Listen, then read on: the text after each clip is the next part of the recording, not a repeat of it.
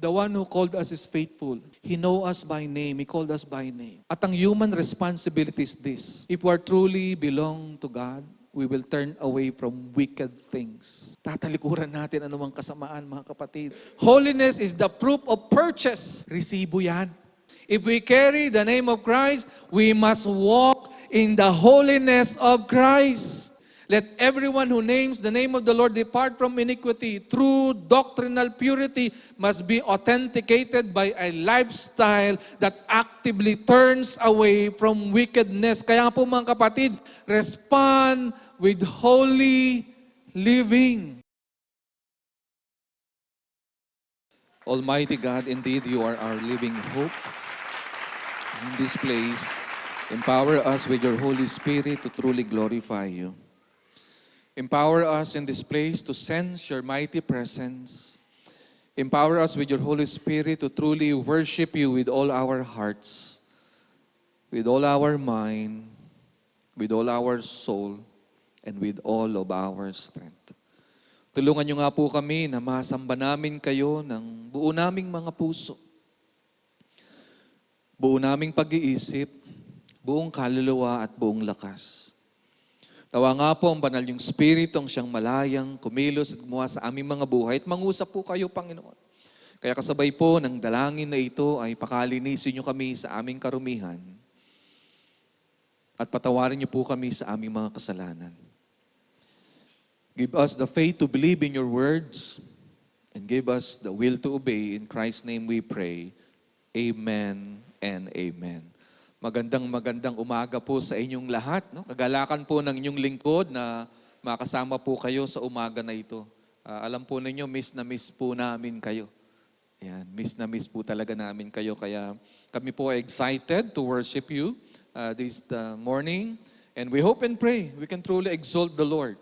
No? With all our hearts, with all our mind, with all our soul, and with all our strength.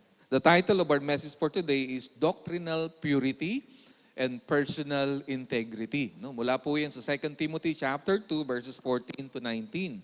No? Buksan po natin yung ating mga Bibles, no? Sa 2 Timothy chapter 2 verses 14 to 19. No? Ulitin ko po, 2 Timothy chapter 2 verses 14 to 19. No? Alam po ninyo, itong sermon series natin sa 2 Timothy, no, nakaka-excite. Kasi hindi lamang po ito punong-puno ng theology. Ito'y punong-puno ng instructions, no, kung paano yung ating theopraxy, no, ay magagawa natin sa pinakamabuting paraan, no, in an excellent way, so that we can live the life that God has given us, no, worthy of His calling. So doctrinal purity and personal integrity based from 2 Timothy chapter 2 verses 14 to 19. Kung kayo po'y handa na, basahin po natin ang salita ng Diyos.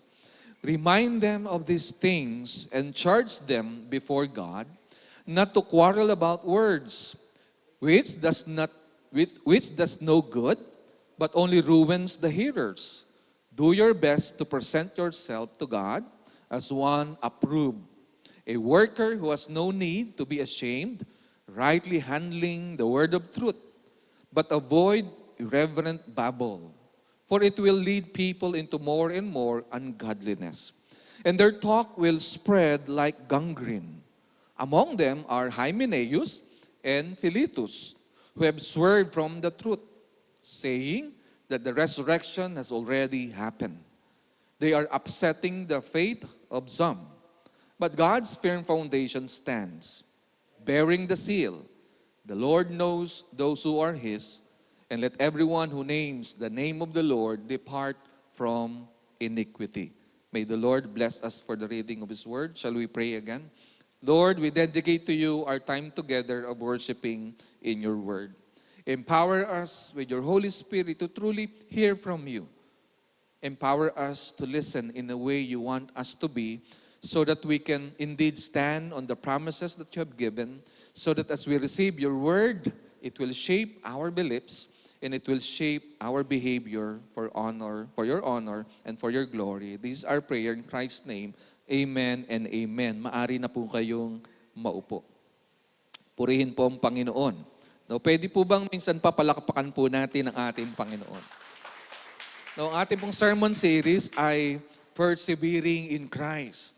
No, alam po niyo, marami pong mga victories ang binibigay sa atin ng Panginoon. Yes, let us celebrate. Praise the Lord. Ang daming victories. No, ang daming breakthroughs sa biyaya niya.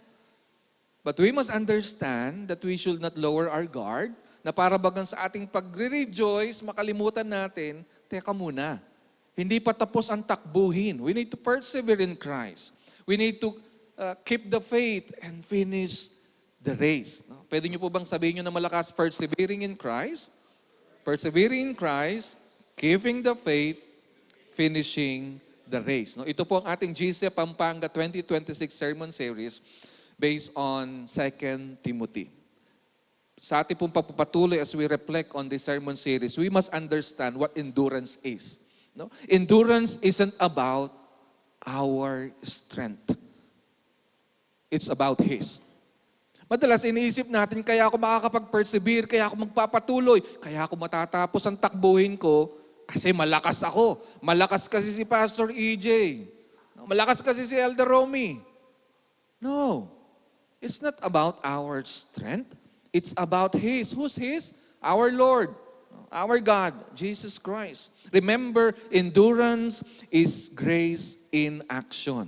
No, pwede niyo po bang sabihin yun? Endurance is grace in action. Ang ibig sabihin, yung lakas na tinataglay mo para magpatuloy, ipinapakita niyan na yung biyaya ng Diyos gumagana sa buhay mo. It is living on grace. Yung pong ibig sabihin ng endurance. Knowing you cannot make it on your own and relying on Him to keep moving forward. That's the picture, mga kapatid. No? Ito'y biyaya ng Diyos na gumagana sa iyo. Kasi hindi mo naman kaya saganang sa iyong sariling lakas. Kundi ikaw ay umaasa lamang sa lakas ng Panginoon sa Kanya upang magpatuloy.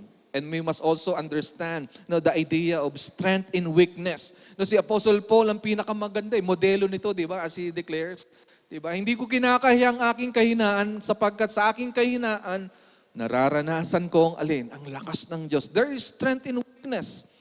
Endurance is not about being strong all the time. It is about trusting God when you are tired. No? Nice ko pong ulitin yun. Endurance is not about being strong all the time. It is trusting God when you are tired. Kaya nga po, this sermon series focuses on the Spirit's power and the unshakable foundation of Jesus Christ. Nawa, as we study 2 Timothy, all the more we will rely on the power of the Holy Spirit. Hindi sa galing mo, hindi sa galing ko, hindi sa talino ko, hindi sa talino mo. Tayo po'y umaasa sa lakas mula sa banal na Espiritu. At ang ating pundasyon, walang iba kundi ang ating Panginoong Hesus.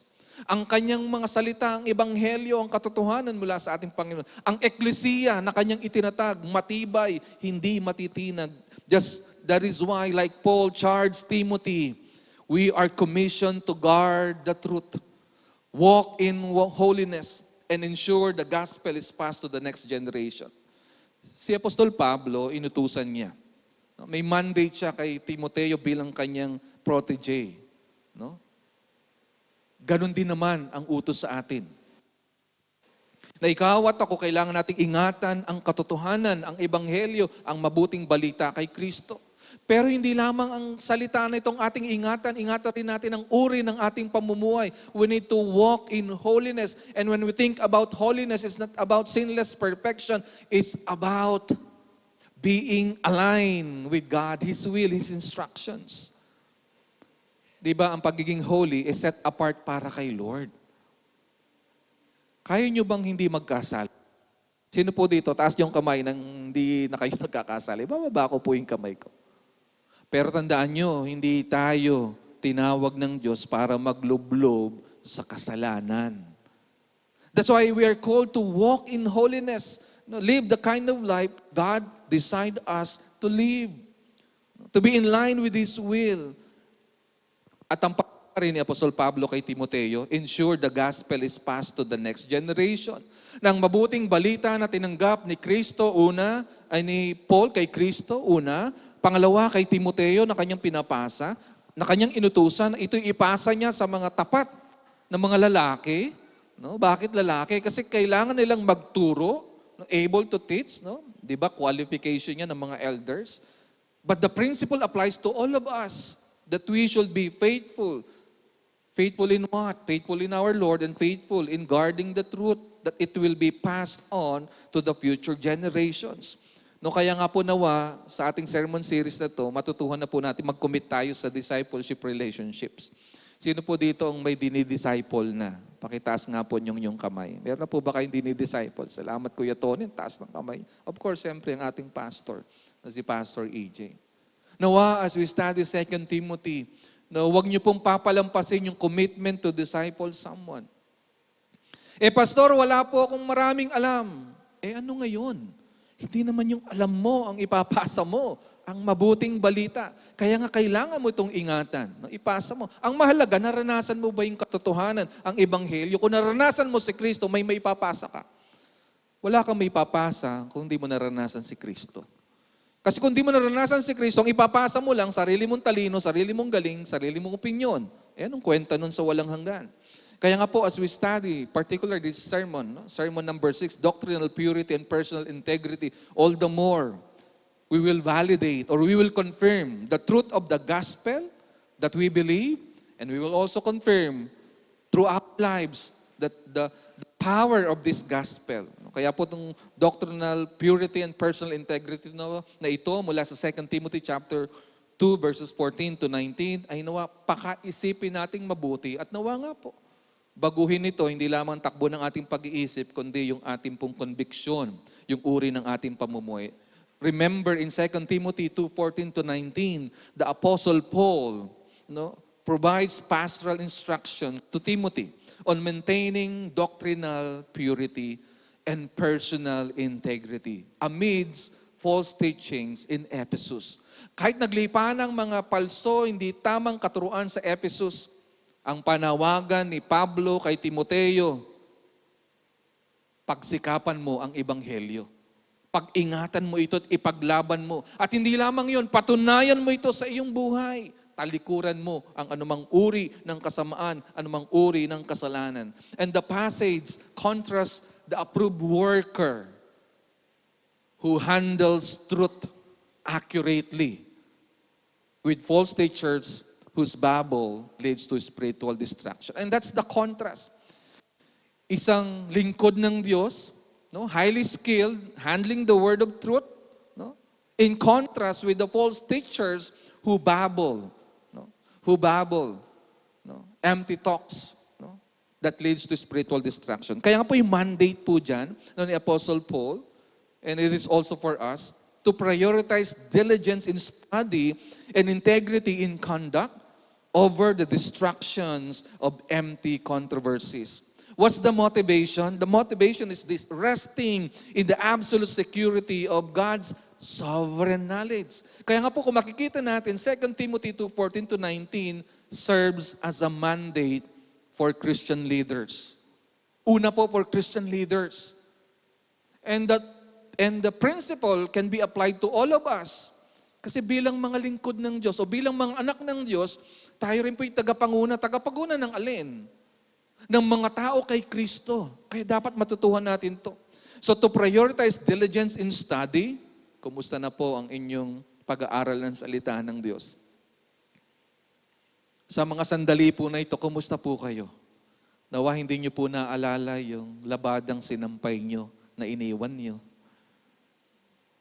O kaya kung na-unplug nyo ba yung rice cooker o yung washing machine o yung electric fan o yung plancha, kanina talagang mamadali na kayo. I hope we are hardworking in studying the scripture, that we are so focused, that we are so excited, we are so interested to learn. Even right now, as you listen, you're not just listening to your pastor, but you are intentionally wanting and desiring to learn. Part of our diligence is study. At hindi lamang po yun. But mahalaga that we desire to study diligently the Word of God because there is this what we call integrity in conduct. Integrity in conduct. Aanuhin natin ang talino, di ba, na hindi naman na-apply sa buhay natin.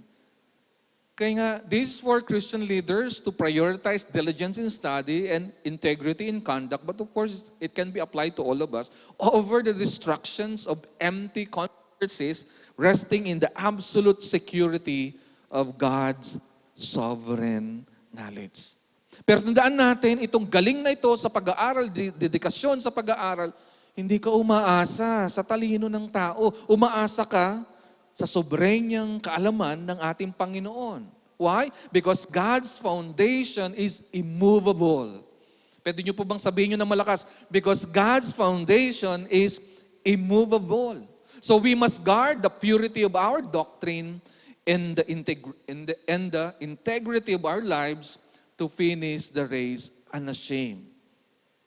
Habang tayo po'y nakaangkla sa katotohanan ng salita ng Diyos, habang iniingatan natin ang purong doktrina ng katotohanan sa pamagitan ni Kristo Jesus, yung integridad ng buhay mo at buhay ko, yan ang tutulong sa iyo at sa akin upang matapos natin ang ating takbuhin. Takbuhin na wala tayong ikinakahiya sapagkat ang biyaya ng Diyos ay nag-uumapaw sa atin. Kaya 3 bagay yung ating pag-isipan sa umaga na ito. No? Una po, the function of doctrinal diligence. No, mula po yan sa 2 Timothy 2:14-15. And the fatality of doctrinal decay. No, mula po sa 2 Timothy 2:16-18. And the foundation of personal integrity mula po sa 2 Timothy chapter 2, verses 19. No? Pwede po ba nating basahin ng malakas ang 3 punto na ito sa umaga na to? Number 1, the function of doctrinal diligence. Number 2, the fatality of doctrinal decay. And number 3, the foundation of personal integrity. So by shifting from the workman's tool, which is the diligence, to the body's disease, no? Decay. Alam po nyo yung hinalim tulad ni Paul, no? Yung false teaching sa gangrene, no? Sa decay, no? It smells bad, it looks bad, at talagang hindi lang ugly, yucky. No, ganun po ang false teaching. Kaya hindi po natin yan dina-downplay. Binibig deal natin yan kasi ganun ang epekto. So, by shifting from the workman's tool, diligence, to the body's disease, decay, no, and finally to the building's bedrock, which is integrity. No? Na ito pong integridad na to nakaangkla sa pundasyon ng Panginoon. So this sermon provides both a warning and a deep sense of security for our church family. Kung talaga po ito uunawain natin sa biyaya ng Panginoon, isa sa puso natin, gagawin natin, all the more you will be secured. Not only secured as a believer, as a Christian, as a GCFer, we will be secured as a church family. The function. Let's take a close look of the function of doctrinal diligence. Ano ba yung magagawa kung ikaw at ako ay magsisikap sa tamang doktrina? Remember, the function of doctrinal diligence in 2 Timothy 2:14-15 is to ensure the accurate representation of the gospel. Protect the church from the ruin of false teaching and present the minister as a faithful, approved workman before God.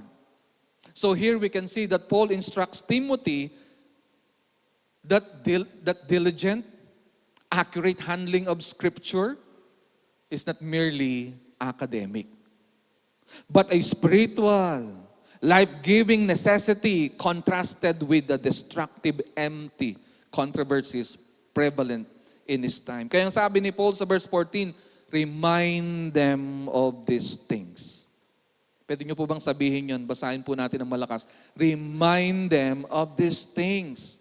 And not only that, sabi niya, and charge them before God not to quarrel about words, which does no good, but only ruins the hearers. Here we can see the guardrail. This is the function of doctrinal diligence. The guardrail. No? Charge them before God to avoid word wars.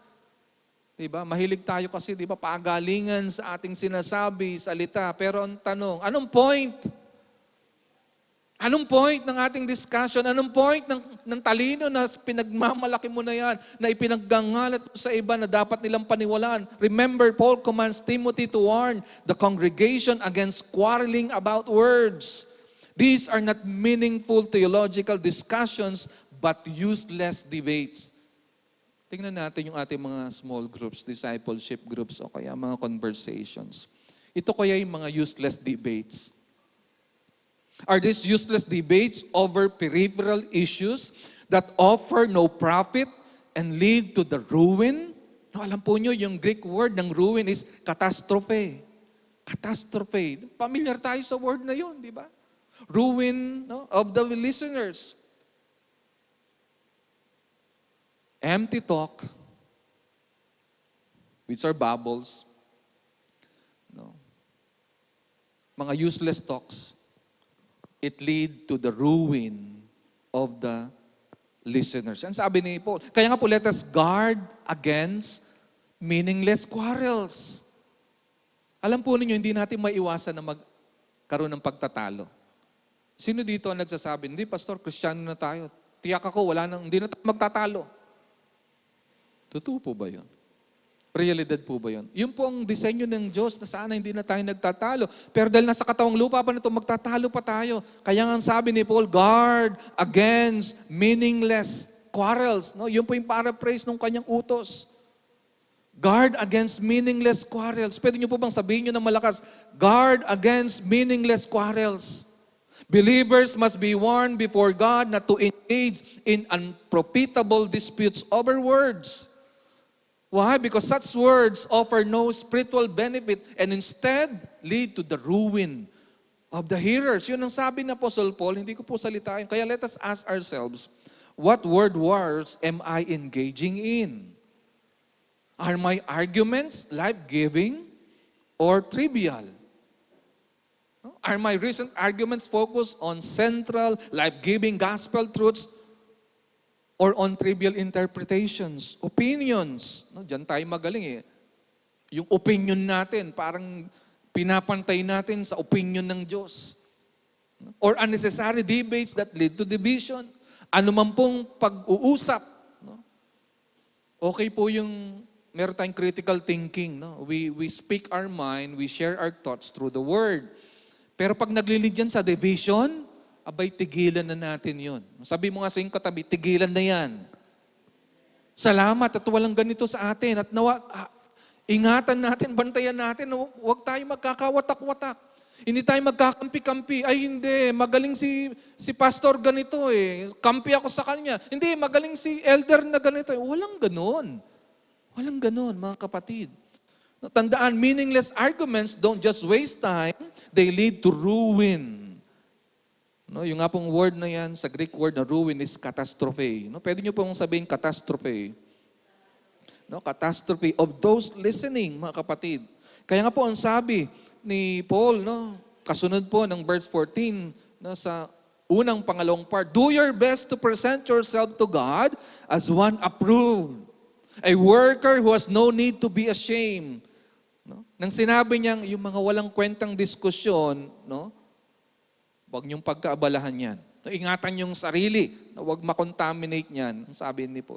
Ngayon, bumaling naman siya sa karakter, sa uri ng pamumuhay ng lingkod ng Diyos. Sabi niya, do your best to present yourself to God as one approved, a worker who has no need to be ashamed. Gusto ko pong pansinin niyo, no? Sabi niya, one approved. Hindi yung para ma-approve pa lang. No. And a worker who has no need to be ashamed. The goal is to present yourself to God as approved. In Greek po, ang ganda po ng word na approved na yan eh. Dokimos. Sabihin nyo nga po, dokimos. No, parang naalala ko tuloy yung Pokemon. No, dokimos. No, yung mga labanan, no, kagalingan. No, the goal is to present yourself as approved. Now, Timothy is urged to be diligent to present himself approved to God. No, dokimos, a term used for metal tested and found genuine.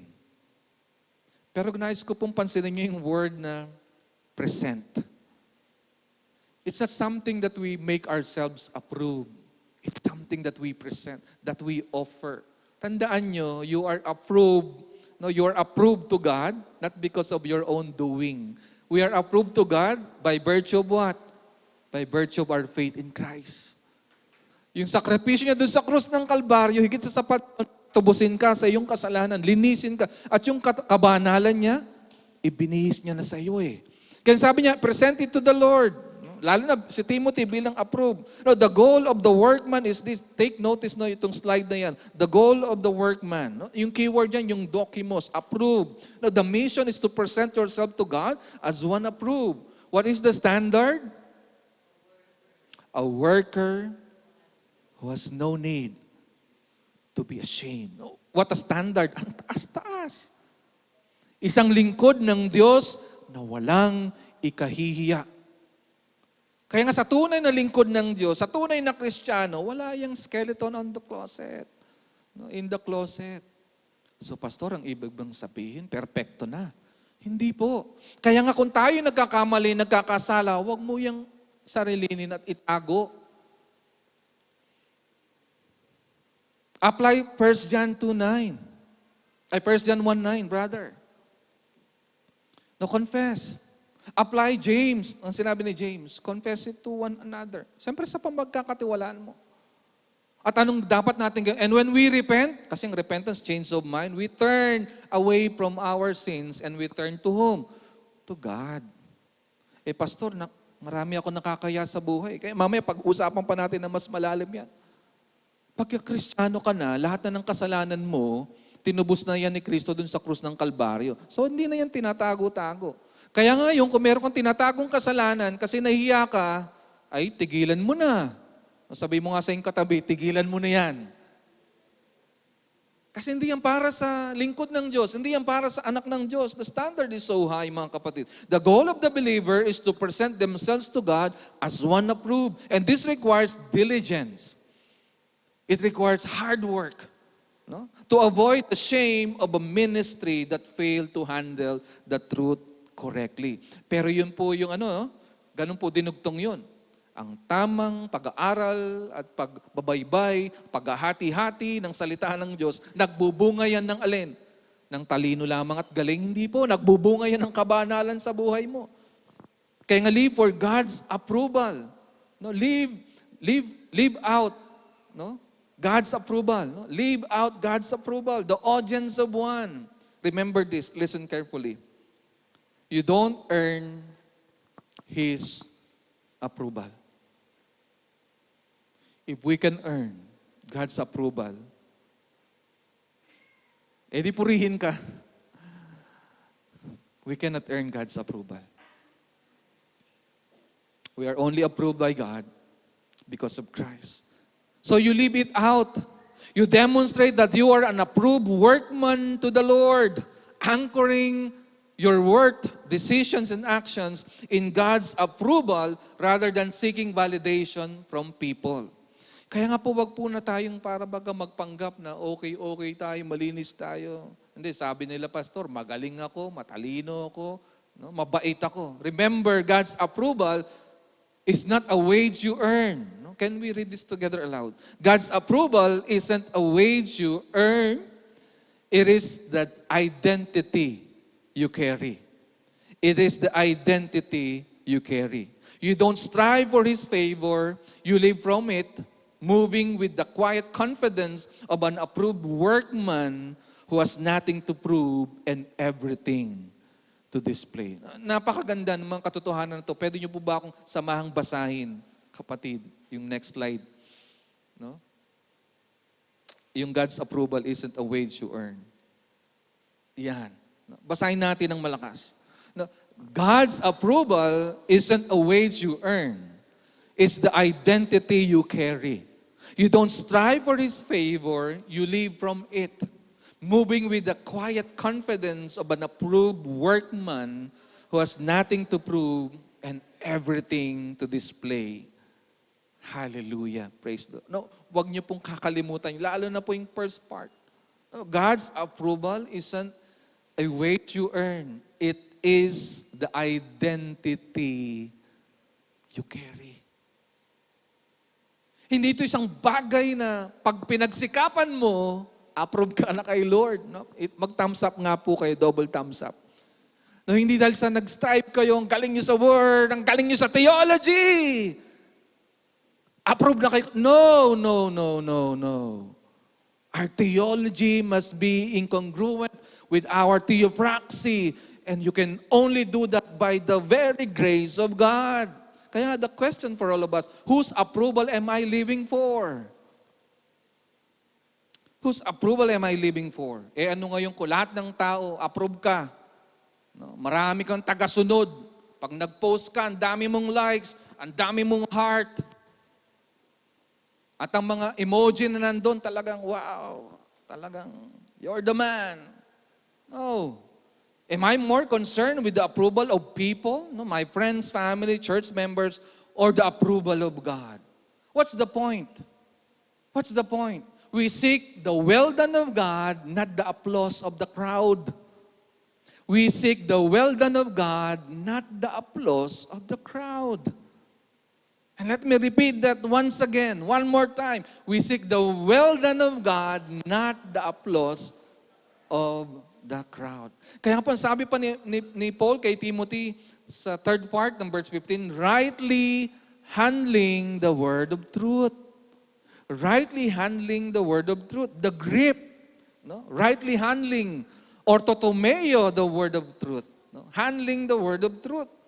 Kaya nga po here, the scripture, no, through the Apostle Paul, is teaching us, handle the truth with precision. Handle the truth with precision. Rightly dividing the word. Alam niyo po yung Greek word doon, no, yung orthotomanta, mounta, no, or orthotomeo. No, literally means to cut straight. No, yun po yung ibig sabihin. To cut straight. Metaphorically, it refers to a craftsman, like a tent maker or a mason, or a farmer plowing straight furrow, signifying the accurate and precise interpretation and application of the word of truth. Kaya tignan po natin, no, itong slide na to, the grip, no, rightly handling.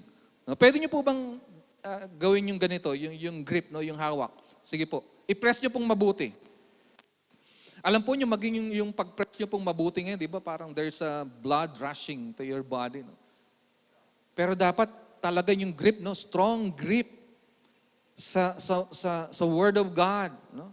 At ang ano niya, ang explanation niya, yung meaning niya, to cut straight. To cut straight, no? Rightly handling. No? This literally means to cut straight. No? Just like the tent maker cutting leather so pieces fit perfectly. No, cutting the leather straight so the pieces fit perfectly. Like the farmer plowing a straight furrow for an orderly crop. No, plowing a straight furrow so the crops grows orderly. Right? Just like the road builder cutting a straight path through difficult terrain. No, cutting a straight path through difficult terrain so people can reach the destination. So what's the application, mga kapatid? Interpreting the Bible according to the context and intent, providing a straight path to Jesus. Kaya nga po yung Word of God, when you read the Word of God, hindi tayo naghahanap ng mga bersikulo sa Biblia para depensahan ang ating opinion. Kinig po kayong mabuti. Madalas, kaya natin gustong basahin yung scripture, lalo na kung meron ka tayong ka-argumento, umanap tayo ng alin? Basihan ng ating pang-argumento.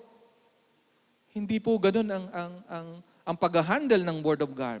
We interpret the Bible according to its context. And from the authorial intent, we discover it. There we can provide a straight path to Jesus.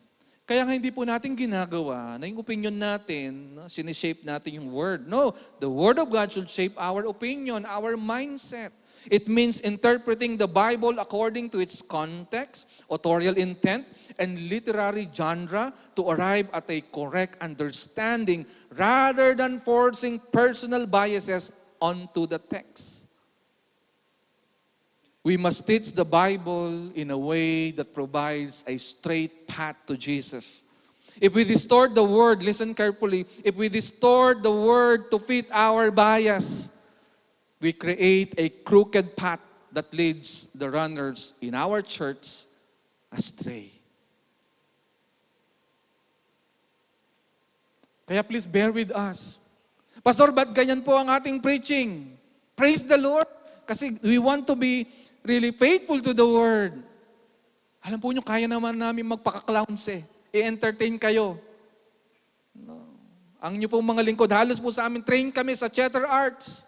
Kaya namin kayong entertain. Pero anong magagawa nun? Nakiliti namin kayo, pero ang tanong, nabago ba ang buhay niyo? Ang mga katotohanan bang ituturo namin magdadala sa inyo sa walang hanggan?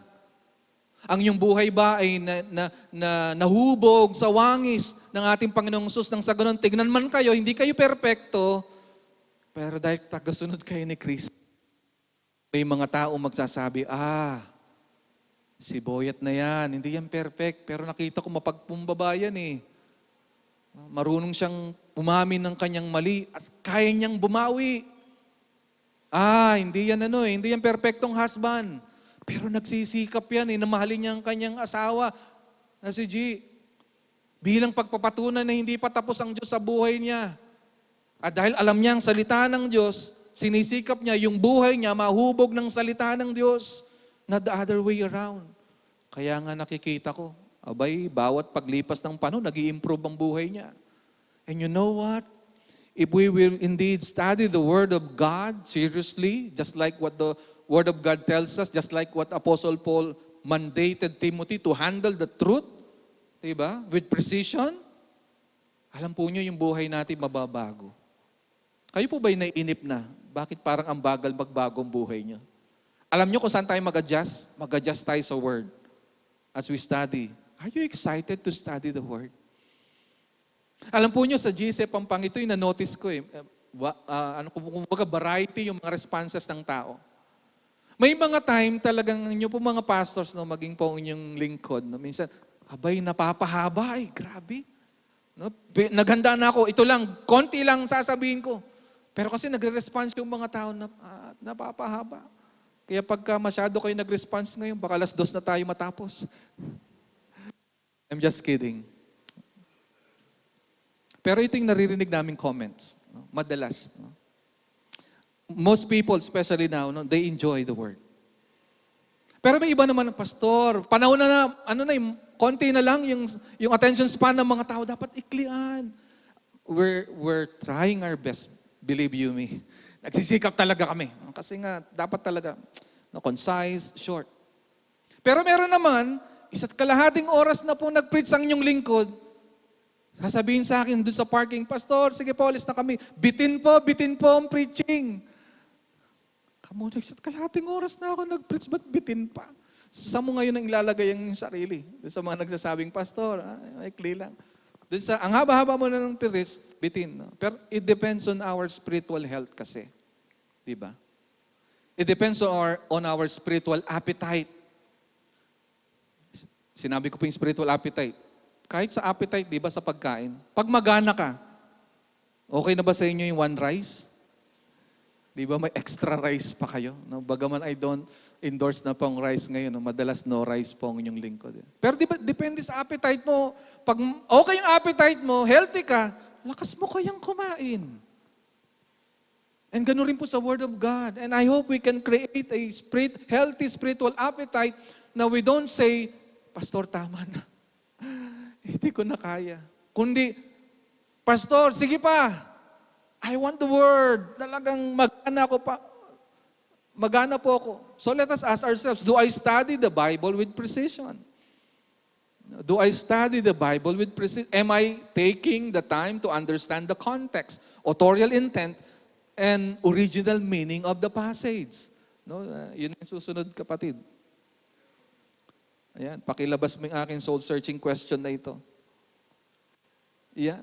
Do I study the Bible with precision? Am I taking the time to understand the context, authorial intent, and original meaning of the passage? Or am I cutting corners by lifting verses out of context to support my own opinions? And I hope hindi tayo ganoon. Kaya maging ang inyong lingkod sa ating intercessory prayer, ang request ko, pag-pray nyo ako na huwag akong nagdadigress masyado. Bagaman si Paul rin naman sa mga letters, there are times na nagdadigress siya eh. 'Di ba? Isang example, 'di ba, nung nagtuturo si Paul kay Timothy at bigla niyang siningit, alin? Huwag ka lang iinom ng tubig. Uminom ka rin ng wine para sa iyong tiyan, no? Alam po niyo, nagdigress dun si Paul eh. Kasi parang out of nowhere sinabi niya yung wine na kailangan. Kasi nga physically, no, hindi naman out of context 'yon o walang katutunguhan kasi may health issue si Timothy naman. No, but nonetheless, siyempre hindi naman tayo dapat nagdi-digress. Ang ibig sabihin kasi ng digression, yung lumilis siya ka muna dun sa pinag-uusapan. Pero dapat, as you handle the Word of God, precise yan. No, you don't cut corners. Kaya nga po, to handle the truth with precision, no, listen carefully, means cutting straight path. Cutting straight path through the scriptures so that others can follow Christ. Kaya kailangan eksakto. Sabi nyo nga po, eksakto. Kasi yung mga katuruan na yan po yung paniniwalaan at parang daan yan na dadaanan ng mga tao, susundan sila patungo kay Kristo. So now Paul moved from the straight cut of the word to the spreading gangrene of doctrinal decay. Wow, itong metaphor na to napakatindi. So when we fail to cut the truth straight, we don't just lose our way, we create an environment where spiritual disease can grow. If the workman isn't diligent with his tools, the gangrene of error begins to set in. That's why ang pangalawa pong pag-usapan natin is the fatality, no? The fatality rather of doctrinal decay. The fatality of doctrinal decay. Alam po niyo, this is a sobering section of the text. Where the previous verses focused on the craftsmanship of the workman, these verses focus on the contagion of the false teacher. No, hinilin tulad ni Pablo itong false teachers at yung kanilang false teaching sa isang sakit. No? Kaya ang sabi po ni Paul, basahin nga po natin ng malakas, but avoid irreverent babble, for it will lead people into more and more ungodliness. So diyan po nagpasimula. No? Look at the infection. Avoid irreverent babble. And the result, it leads to more and more ungodliness. Kaya nga po, irreverent babble must be avoided because it acts as a catalyst for increasing ungodliness. Nawa mapansin nyo, kasi sabi niya, kasi itong mga irreverent babble na to, itong mga walang galang na mga katuruan o mga salita na binabanggit ng mga false teachers na to, nagdudulot ito sa mga tao ng alin? Ng lalo pang alin? Ungodliness. Ang sabi niya, more and more ungodliness. No, increasing ungodliness. Kaya nga po mga kapatid, reject profane, empty talk. Sabihin nyo nga po yun ng malakas, reject profane and empty talk. I-reject po natin yan. Let us shun it. Paul was urging Timothy and us to avoid conversations that are ungodly, wordless, or trivial as they lead to further ungodliness. The instruction is to actively shun, meaning turn away from or refuse to engage in this type of speech. Meaning keep away from such nonsense talk. Have nothing to do with pointless discussions. Kaya tatanungin natin yung sarili pag nag-uusap tayo, ano ba talaga yung point ng ating discussion, mga kapatid? Kaya tanungin natin ating mga sarili, am I actively shunning or rejecting profane talk? Now, this is our soul-searching question. Or am I passively entertaining it until it infects my own thinking and others? Tandaan po natin, small compromises in truth lead to more and more ungodliness. Pastor, napaka-minor lang naman, napaka-konting error. Okay na yun. Alam po nyo, gaano kahalaga yung konti na yun, especially sa truth? Dangerous. Di ba kahit po yung mga formulation ng mga lason, hindi naman puro lason yun eh. Majority ng content ng mga panlason sa daga o sa hayop, pagkain. Napaka-konti lang nung lason. Kasi kung puro lason yun, paano maingganyo yung mga peste, di ba? Konti lang na lason.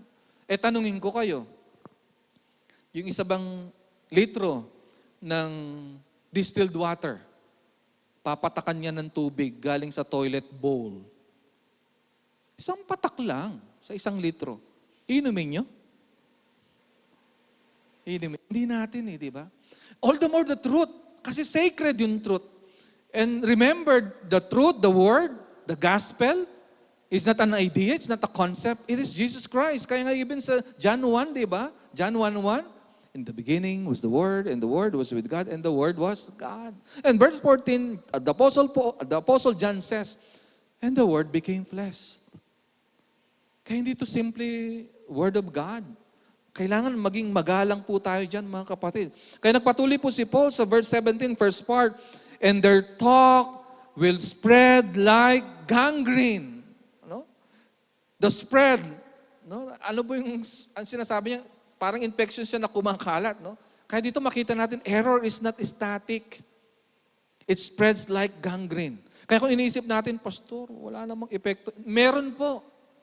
Kasi antindi po nung metaphor ng ginamit ni Apostle Paul. In the first century, listen carefully, gangrana, no? An eating sore, yun po yung gangrene, an eating sore was the most feared medical condition. Why? Because it consumed healthy tissue and could only be stopped by radical amputations. So ganun yung picture. Parang siyang cancer sa katawan na unti-unti niyang kakainin ang flesh. At ang paraan para gumaling, putulin. Kung sa kamay mo nagkaroon ka ng gangrene na ito, kakainin niya yung flesh para matigil yan.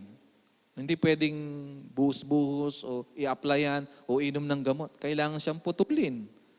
So, take a look of the slide. No? The spread, no? The spiritual gangrene. No, yung word, let's make a word study. Yung gangrana or gangrene, an eating sore. No? Kaya nga po, error is not static, mga kapatid. It spreads like an infection or cancer. What's the warning?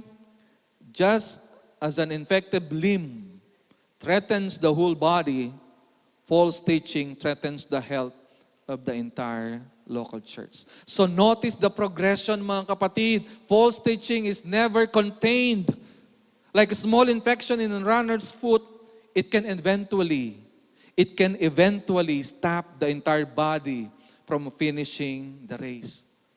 Diba, hinahintulad tayo sa ating pinag-aaralan para tumatakbo tayo sa isang laban, diba? Running the race.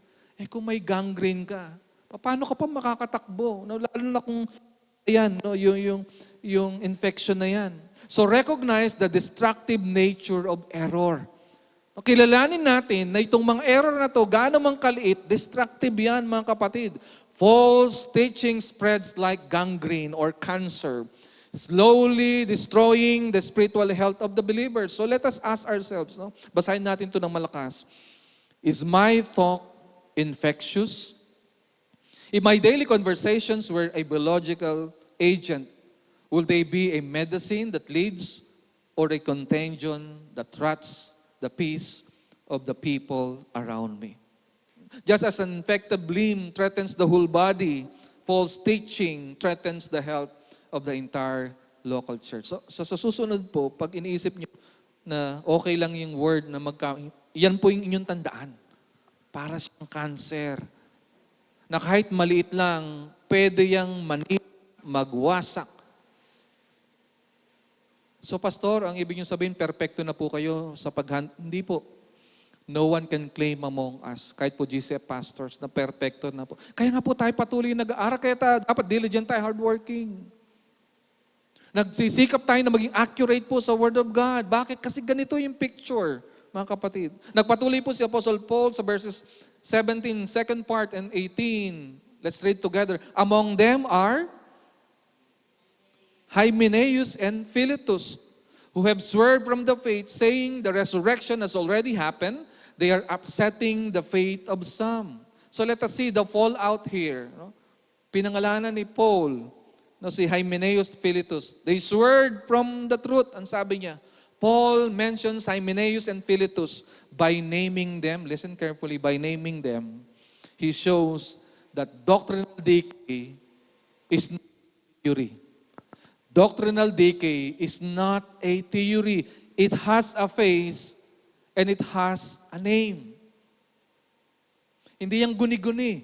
Pinangalanan niya. May mukha yan. May pangalan yan. Doctrinal decay is not a theory. So, please take note of the slide, the fallout. No? Sa verses na ito, we can see real-world consequences. The case studies, Hymenaeus and Philetus. What's the error? Saying the resurrection has already happened. Bakit big deal yun? The impact is this: robbing people of future hope and upsetting or destroying the faith of some. Kasi ang nangyari doon, no, para bagang, kumbaga, ito pong resurrection na to, itong resurrection of the saints, no, nangyari na in the past. Kasi pagka ganun yung thinking, para bagang, paano pa tayo magsisikap? Tapos na pala yung mga bagay na yan . So note the real-world consequences. Paul names specific examples, Hymenaeus and Philetus, who strayed from the truth by claiming the resurrection has already occurred. Listen carefully. Their theological error directly resulted in overthrowing the faith of some believers. Why is this fatal? It robbed believers of their future hope. If the resurrection, listen carefully, if the resurrection is only spiritual or past, then there is no reason to endure physical suffering or the race of the present.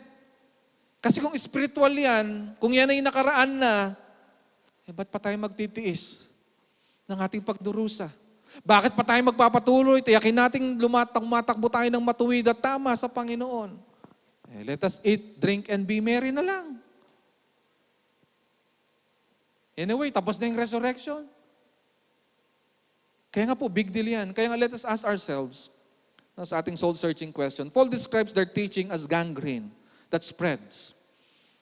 Am I harboring any minor theological disagreements with Scripture that could, if left unchecked, fester and corrupt my faith as well as the faith of others?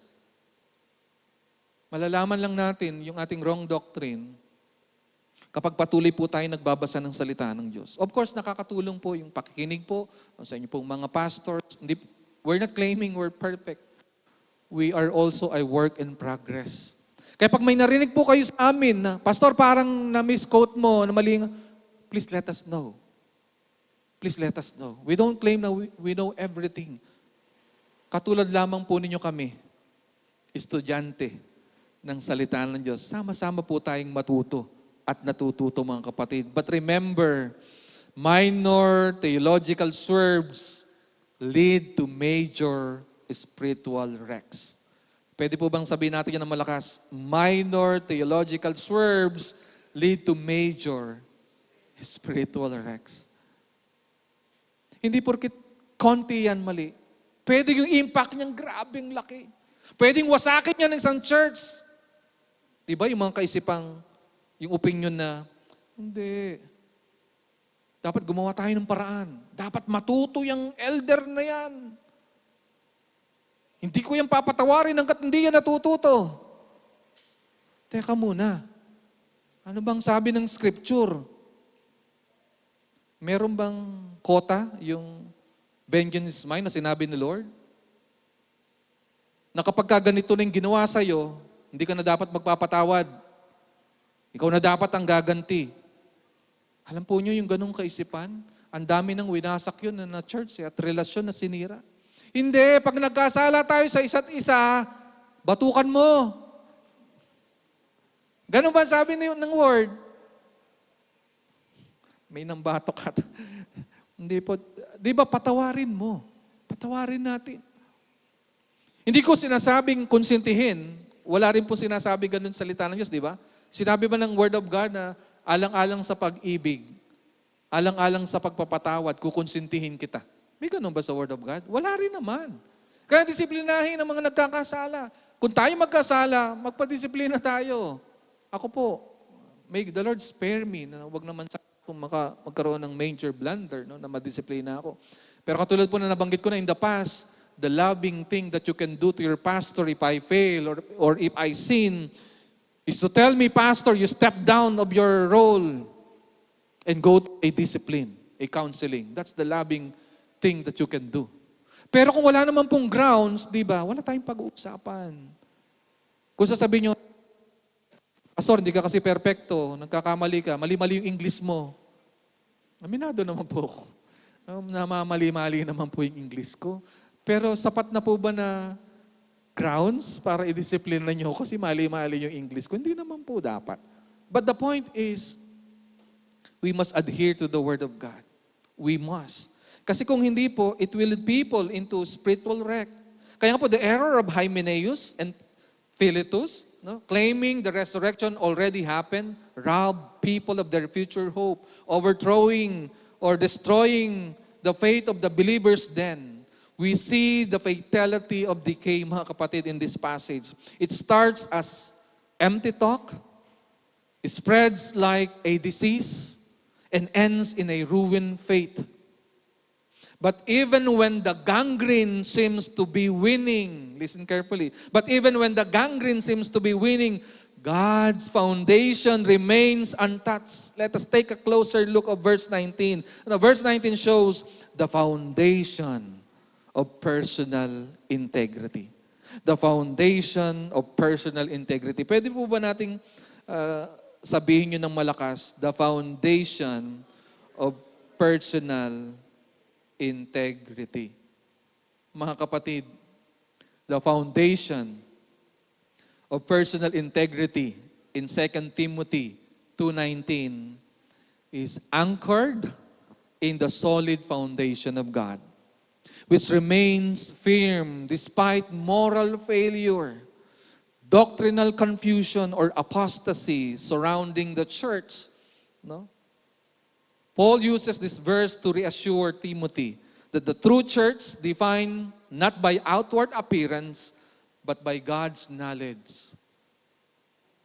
By God's knowledge, which is secure.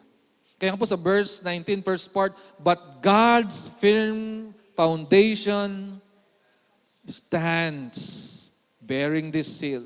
Here we can see the unshakable base. But God's firm foundation stands, sabi ni Paul. Bagaman yung Paul's teachings parang gangrene yan, kumakalat, grabe ang tindi ng pagkalat. So despite the spread of heresy, God's solid foundation stands firm. This foundation, often interpreted as the church or the gospel itself, bears a seal with two inscriptions. The Lord knows those who are His. And the second one, let everyone who names the name of the Lord depart from iniquity. Kaya nga po mga kapatid, trust in God's unshakable foundation. Can we say that aloud together? Trust in God's unshakable foundation. So despite the spread of false teaching, God's firm foundation stands secure.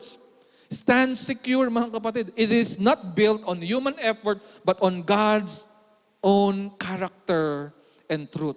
So let us ask ourselves, mga kapatid, let us ask ourselves, when popular opinions contradict Scripture, do I panic or do I trust God's standing truth? When popular opinions or false teachings, according to verses 17 to 18, contradict Scripture, do I panic or do I trust that God's truth remains standing secure despite being unpopular or challenged? Nawa, meron tayong matinding conviction, no? Kahit ng opinion ng mundo, kakaiba dun sa stand ng Word of God, mananatili tayo dun sa sinasabi ng Word of God. Kahit sinasabi ng mundo, pag hindi ka sumunod sa tugtog ng mundo, malulugi ka, ganito ang mangyayari sa'yo. Pag hindi ka, hindi ka umayon, di ba? Sa agos ng mundo na ito, saan ka pupulutin? Saan ka pupunta? Mga kapatid, while men may swerve and faith may be upset, the church's foundation built by God is immovable. Pwede ba natin sabihin ito ng malakas? While men may swerve and faith may be upset, the church's foundation built by God is immovable. Kaya po sabi sa next part ng verse 19, bearing this seal, the Lord knows those who are His. Now this is the internal seal. The Lord knows who are His. Alam po niyo, ito yung tinatawag na divine security. Sabi niyo nga po yung divine security. The Lord knows those who are His. This provides assurance that God sovereignly preserves His true people, even when others fall away. No? Even others fall away. Tingnan niyo po yung susunod na slide na iyan, mga kapatid. Sa second part ng verse 19. The Lord knows who are His. Ito yung makita natin dito, yung divine recognition. And you know, this divine recognition, this divine security, this is our security, mga kapatid. The assurance is this: God preserves His own. Do you belong to Christ? This is the promise. God preserves His own even in times of widespread apostasy. Kahit po maglipa na pang maraming maling katuruan dyan, kung tayo'y totoong anak ng Diyos, na nag-engage sa Word of God so that we can engage with the Lord, He will preserve us. So what's the point? You are known by name by the one who called you. Ang sweet ni Lord. You are known by name by the one who called you. Pwede niyo po bang sabihin niyo na malakas? You are known by name by the one who called you. Hindi tayo random na niligtas ni Lord. Kilala ka niya by name. Kilala ka niya by name. Kilala ka niya by name. So rest in divine recognition, mga kapatid. Kasi the first seal on this foundation is that the Lord knows those who are His, and this provides assurance that God preserves His own even in times of widespread apostasy. So rest in divine recognition. Can we shout that aloud? Rest in divine recognition. We have divine security, mga kapatid. So let us ask ourselves, do I trust that God is capable of preserving my faith? Or do I fear that I might be lost in the chaos of this world? Nawa hindi po tayo magkaroon ng ganun takot. Kasi the Lord can preserve us, mga kapatid. This is our security. We are known by name by the one who called us. Nawa wag po nating makalimutan yan, mga kapatid. This is our security. We are known by the one who called us. Kaya po, nagtapos po sa passage na to si Paul sa third part ng verse 19. Let everyone who names the name of the Lord depart from what? From iniquity. No, patapos na po ako pero mag-slow down po ako muli ng konti. Because this is the external seal. Kung yung una, the internal seal, ito po yung external seal. Let everyone depart from iniquity. This is human responsibility. Sabi niyo nga po yun, human responsibility. Kasi sabi ni Paul, let everyone who names the name of the Lord, what's the command? Depart from iniquity. This emphasizes that genuine faith is evidenced by a lifestyle of holiness and turning away from wickedness. Alam po ninyo, time and again, tina-challenge po ng mundo ang mga Kristiyano. Bakit? Ang galing kasi natin sa nguso, galing nating magturo ng mga theology, pero bagsak tayo dito. Bagsak tayo sa buhay. Turo-turo tayo ng love, turo-turo tayo ng forgiveness, turo-turo tayo ng we praise the Lord, we exalt the Lord. Pero grabe, hindi tayo makapagpatawad. At kung magagalit tayo dahil sa mga taong may atraso sa atin, kulang na lang, di ba? Pulbusin natin sila. Marahil, sabi niyo sa akin, Pastor, di mo pa kasi nasubukan masaktan. Sa palagay ninyo, pag nagpastor ka, hindi ka masasaktan.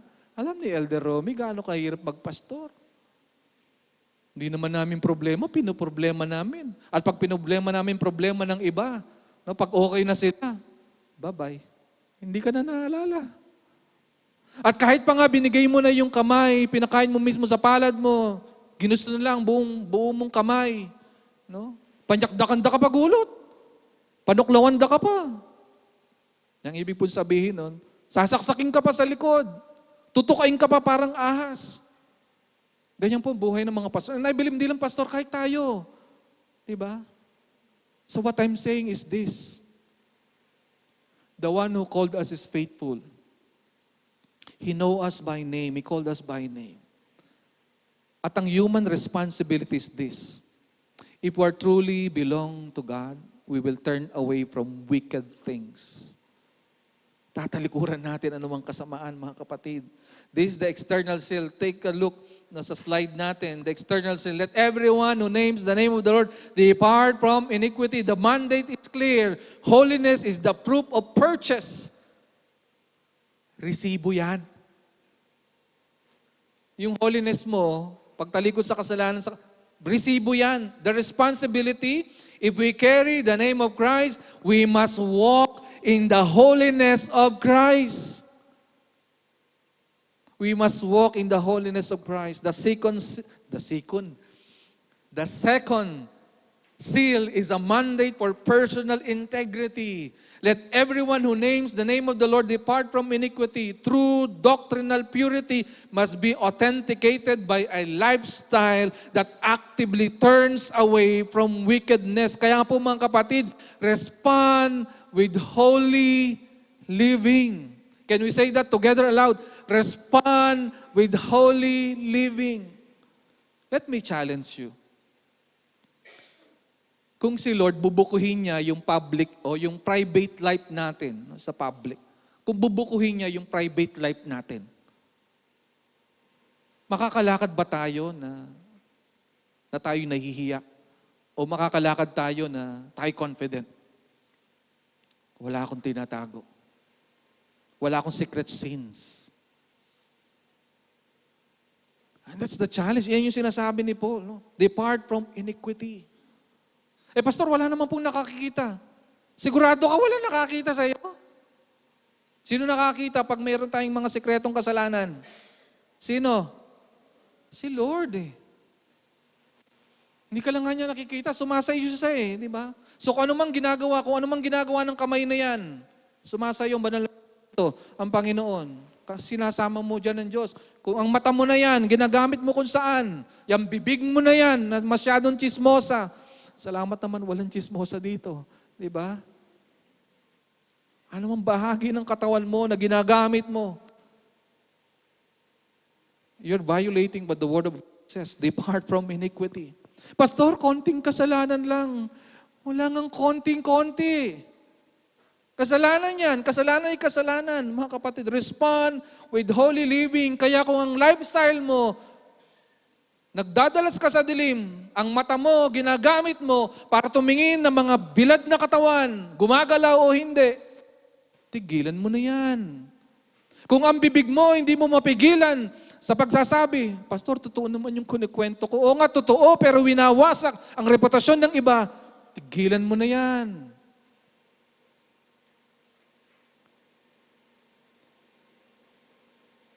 Ayoko na pong magpatuloy. Masakit sa dibdib. Baka sabihin ninyo, Pastor, namumulpito ka naman. Binabanggit niya yung mga kasalanan. Hindi po ako tumatayo dito na para bagang nalinis o nagmamalinis.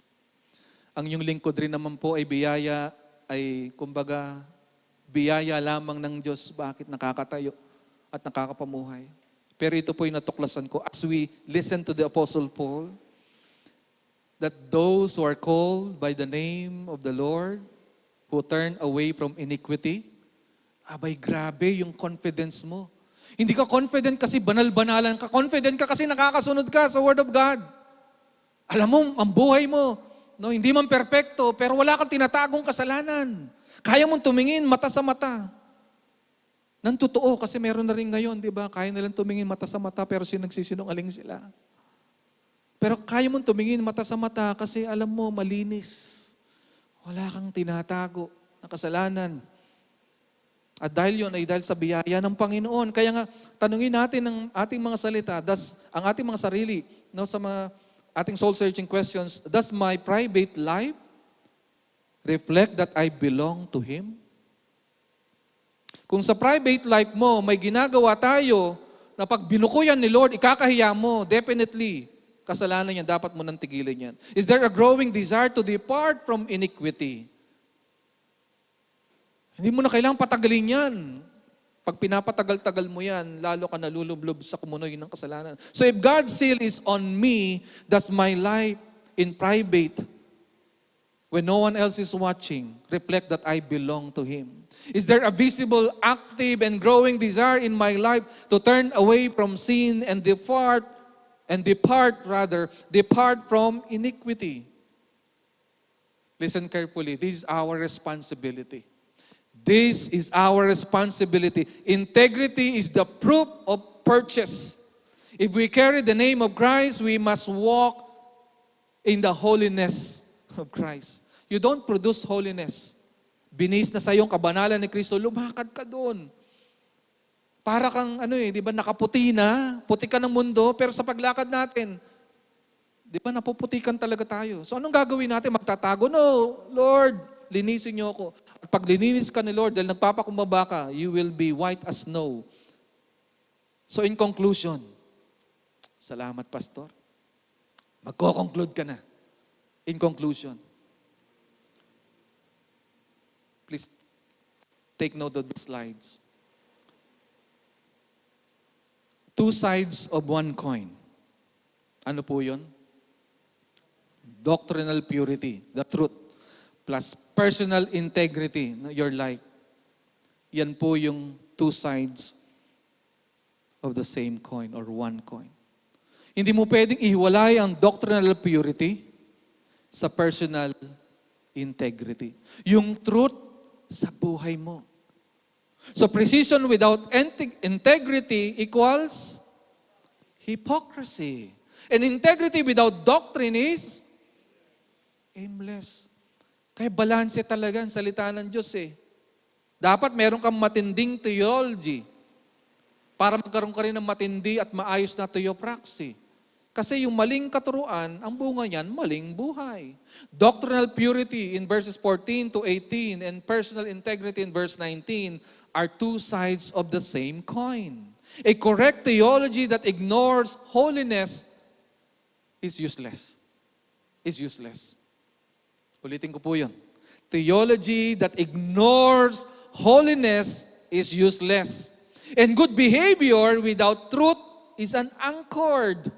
Kaya nga po, orthodoxy, meaning correct doctrine, without orthopraxy, holy living, is hypocritical. While good works devoid of truth are merely secular acts, leaving the soul unanchored to God. So, anong dapat natin gawin? This is the call to action. These are our action points. Number 1, can you read with me together aloud? Examine your foundations. Dapat anchored dyan sa Word of God. Biblical dapat. Number 2, align actions with values. Kailangan godly. Kailangan may godliness yung mga actions natin, yung mga values natin. And number 3, persevere in that conviction. Magpatuloy tayo hanggang sa datnan tayo ng ating Panginoon o hanggang sa tayo malagutan ng ating hininga. Remember, the truth we believe shapes the way we live. Can we say that together aloud? The truth we believe shapes the way we live. Mga kapatid, our foundational beliefs, our values, and worldviews directly dictate our actions, decisions, and lifestyle. And finally, precision without integrity is hypocrisy. Integrity without doctrine is aimless. Only endurance proves both are real. May we persevere in Christ, mga kapatid. Keeping the faith, finishing the race, and together as GC Pampanga family, we're committed to know Christ deeply and making Him known widely for His honor and for His glory. Shall we pray? Almighty God, our Heavenly Father, thank you so much for reminding us this morning that indeed We cannot separate what we believe from our behavior. The beliefs that are anchored on your word must be practiced, demonstrated, truly demonstrated in our actions, in our behavior. So help us, Lord. Help us, Lord. Have mercy on us, your people. Na yung mga itinuturo namin, hindi lamang maganda pakinggan, hindi lamang maganda sabihin, kundi nakikitang ipinamumuhay po namin ito. Ngayon at magpakailanman. Habang kami humihingat may lakas, habang hinihintay namin ang muli mong pagbabalik, o hanggang sa malagutan kami ng hilinga. Pagpalain nyo nga pong tunay ang GCF Pampanga, ang GCF Pampanga West, para sa iyong kapurihan at kalulatian. Sa ngalan lamang ng aming Panginoong Yesus at ang lahat po ng anak ng Diyos ay magsabi ng Amen and Amen. Purihin po ang ating Panginoon.